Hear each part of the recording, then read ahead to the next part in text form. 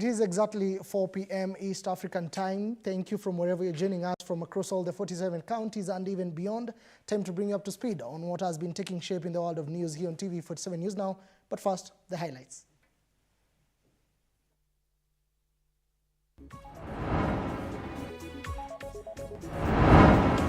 Top procurement officials at Kenya Medical Supplies Authority, KEMSA, sent home after audit showed serious irregularities. Several staff in the procurement department were reshuffled with an emphasis on those who had stayed at one station longest in a bid to infuse fresh thinking and rejuvenation of departments in the directorate. Two Matatu circles in Embu town clash over parking space, triggering chaos in the Embu town. Lakini leo tumeamkia kwamba kanjo imekuja ikatoa gari zangu pale huwa tunapark. And home springs up for residents of Oma in Kitui following plans to revive a long-stalled dam project in the semi-arid area. This dam, we must thank the national government for the resources they have allocated. Right, welcome to the broadcast. This is TV47 News Now. My name is Moige William. TV47 News Now starts now. The Kenya Medical Supplies Authority Board has asked the Acting Procurement Director, Gilbert Mamati, to step aside over procurement irregularities established in the recent internal audit report released 2 weeks ago. 23 staff at the procurement department were in December 2023 reshuffled to other departments in what the board says is aimed to infusing fresh thinking and rejuvenation of the department in the directorate. The Acting Director in Procurement Department was requested to step aside to independently respond to the audit queries that were raised.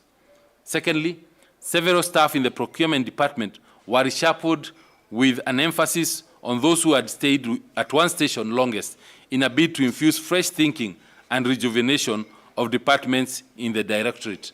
Actually, 23 staff were moved to other departments.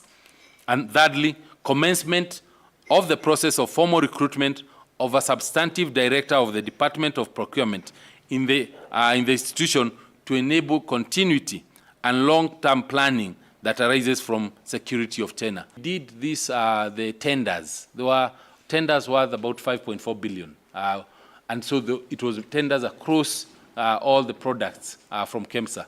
When the tender process was concluded and we were told that it has been done well, nothing has been taken to PPRA and all that, the board wanted further assurance, yeah, that yes, we've been told, but we want to actually know more. What has gone right, what has gone wrong, and all the things that have gone wrong, can they be reversed, yeah? And that's why when we finished the tender, we commissioned it beginning of the year. We got the report about 2 weeks ago. And the tender is the one that then pointed at a few irregularities, yeah, that like the ones you are saying, a company that had not passed even the opening stage because they did not paginate getting an award. In other news, the national government has rekindled hopes of the revival of Uma Dam in Kitui County since it stalled over 10 years ago. The national government has allocated over 200 million shillings in this financial year towards the completion of the dam, which is expected to cost the Kenyan taxpayer about 1.9 billion Kenya shillings. Speaking during a site visit at the Uma Dam, the National Water Harvesting and Storage Authority Chair Simon Kimaru says that the government is committed to ensure completion of the dam within 2 years. This dam is very important to us, those who are residents of this area. And if you look at the Vision 2030, it was one of the dams which were under the category flagship dams under the Vision 2030. So it has been assessed a long time ago. It had been given resources for implementation, but we know what happened. Because of misappropriation and the misdirection of resources, the dam could not be completed. This dam, we must thank the national government for the resources they have allocated. As you have heard, the budget is 1.9 billion. Currently in the budget books, we have 250 million from the national government to kickstart the project. And that's why you see the contract is on site. But I want to give a firm commitment that I will be lobbying my colleagues in Parliament through the Committee on Irrigation and Water to make sure that we get the necessary resources to complete this dam. So the remaining about 1.7, we'll be pushing very hard so that that money is able to come. And we trust after 2 years in 2026, yes, we have water. Okay, from Kitui County, let's head to the North Rift region, whereby a group of villages in Elgeyo Marakwet County are on the spot after KPLC discovered of an illegal power connection that allowed the villagers to get free power for over 5 years. The 6 villages, Barberi, Kabaldamet, Chebilil, Endo Sangach and Sambalat in Marakwet East constituency in Elgeyo Marakwet will remain in the dark after Kenya Power interrupted electricity distribution services to the area. According to officials at KPLC in Elgeyo Marakwet County, it was found that the villages were illegally connected to the electricity line since 2019, leading to huge losses suffered by the company. Generally, along the valley, we are losing 30% of what we are supposed to be selling. So, and the loss majorly is along these transformers that I've mentioned. That was done in 2019 by last mile schemes, but our teams have come here severally trying to educate the customers and connect those who are ready yet. But I think a majority of them, they have gotten used to using free electricity. And that's why we want to put an end to it. Yeah. Our CBM has put in every center, 80% of the population, they don't have prepaid meters or postpaid meters. And you see, we can't arrest all the entire community, all the entire village. The best thing is to have a barasa. We empower them. We teach them on how to apply these prepaid meters through the process of the company.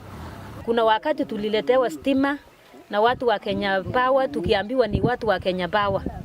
Muda si muda wa Kenya Power wenyewe wakakuja kutungolea stima kwa manyumba, wakasema au watu ni wabandia. Sasa saa hii tunaomba watu wa Kenya Power, tafadhalini sana, tunaomba msamaha kama tulikosa kwa kukubali au watu wabandia, kwa sababu hatukuwa tunajua hata statement ya kuchukua nyumba kwa kuchukua stima kwa manyumba.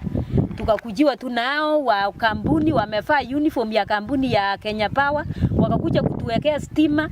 Saa hii sasa tumepata watu ambao wanasema tunatoka kwa original Kenya Power and Lighting Company. In other news, private health providers from Laikipia County have now called upon the national and county government to partner with them in order to ensure all residents access quality health care. Speaking in Nyahururu town, they say there are services that can only be gotten at the private health facilities, but a partnership will ensure patients visiting public health facilities also benefit. They have said that if the partnership is adopted, cost of treatment may significantly reduce and make it easier for the communities to access medical services. Governor Joshua Irongo seconded the sentiments and noted the contribution of private institutions in the health sector, adding that a conducive environment will be offered even for private health sector investors. This also presents an opportunity in the spirit of public-private partnership that some of these services can also be extended to the county hospitals, including the general hospitals, to just avoid replicating services that are already provided because we all serve the same community. It would be unfortunate to provide services locally and you see a county ambulance traveling to neighboring counties to provide services that are available here, that we can work together to be able to reduce the cost and improve access and ultimately save lives. Laikipia, Nyandarua, Nyeri, and Nakuru, now they have a service here of oncology. And this is where our people have been serving. We cannot, as a government, we might not be able to do everything and provide everything for this country. We cannot. It's not practically possible. And therefore, when we get partners to come in and give support and partner with us, we feel encouraged and we want to support that. Right, to the coast region, specifically Kilifi County, set for a major facelift in terms of infrastructure after the national government embarked on the second phase of the Kenya Informal Settlement Project, which seeks to upgrade roads and other key development in key settlements. George Arwa, the national coordinator of the project, said the infrastructure development would be implemented in Mtaani, Kibaoni, Kalolo, and Bayamagonzi in Kilifi Town. Arua also added that in the next 2 months, local youth will start benefiting from employment in the projects that will be done in their areas. Join you this morning to the momentous occasion for the groundbreaking ceremony for infrastructure works in the settlement of Mtaani, Kibaoni, Kalolo, and Bayamagonzi here in Kilifi Town. TIPS brings holistic projects that aim at improving the livelihoods of the common citizen in our informal settlements. This project mirrors our urban renewal agenda. As a county government, we have created 3 more municipalities in the county. And it is through these partnerships and collaborations that meaningful development of our citizens will be realized. As we begin this development journey, let's make the project inclusive as much as possible by availing jobs opportunities for the vulnerable, especially our women, our youth, and people living with disabilities. All right, and now to Embu County, while shifting gears at the same time, whereby 2 matatu circles have clashed in Embu County over the location of the picking and dropping bay, with one side claiming harassment. According to Immaculate Mugo, the chair of Classic Circle, she has operated at the parking bay for more than 20 years. She, however, blames the county enforcement officers for fueling the clash with rival Circle. On his part, the vice chair of Emo Sacco, that is Njero Ndia, noted that they have fulfilled all the NTSA and county government requirements and have the right to be allocated the space. Efforts to get a comment from county government officials were futile as the CEC in charge did not respond to inquiries. However, junior officers in the office say they are trying to sort out the issue amicably.